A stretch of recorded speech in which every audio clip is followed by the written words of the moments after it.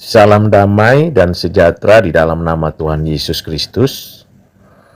Kita melanjutkan topik tentang doa.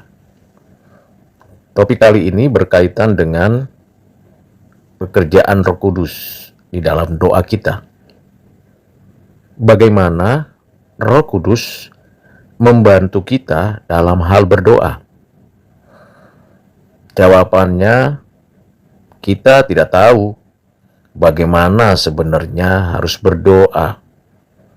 Maka Roh membantu kita dalam kelemahan kita.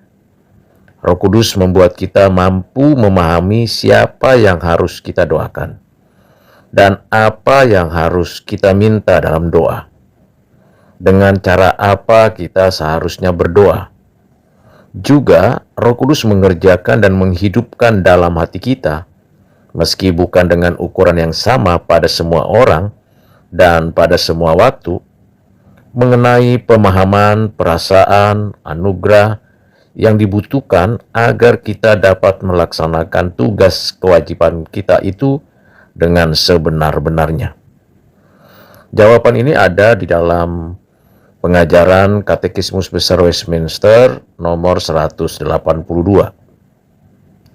Hal yang perlu kita pahami lebih mendalam ialah sesungguhnya kita memang suka berdoa, meminta dan memohon kepada Tuhan Allah kita.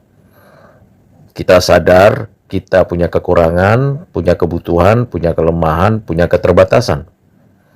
Tetapi kita seringkali salah di dalam meminta, salah di dalam mendoakan, baik siapapun itu. Apalagi cara kita berdoa kadang-kadang menurut kemauan kita sendiri. Disinilah kita membutuhkan pimpinan Roh Kudus di dalam kita berdoa. Pilihan kata yang tepat, apa yang perlu kita doakan, bagaimana kita berdoa dengan penuh hormat dan kesungguhan, dan kita tentu melatih diri untuk bisa berdoa dengan benar dan tepat. Dan kiranya Roh Kudus yang memberi kepada kita pencerahan. Tentunya kita perlu dan tekun untuk membaca firman, supaya melalui firman Tuhan yang kita renungkan tiap hari, menambah pengertian kita tentang dirinya Allah, mengenal Allah melalui firman-Nya. Dan dengan demikian doa-doa kita sungguh sesuai dengan firman. Lalu Roh Kudus mengingatkan kita akan kebenaran firman Tuhan itu, dan di dalam pengertian yang benar, Roh Kudus mengarahkan kita untuk mengucapkan kata-kata yang tepat dan permintaan yang sungguh-sungguh sesuai dengan kehendak Allah di dalam doa-doa kita.